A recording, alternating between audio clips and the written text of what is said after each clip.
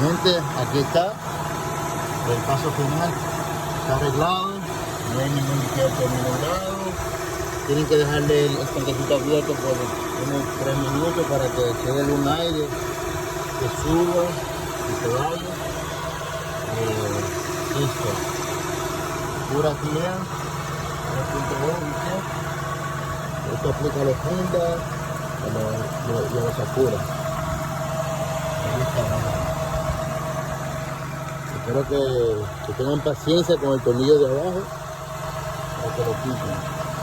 Ya saben, por favor suscríbanse, denle like, share y ahí nos vemos.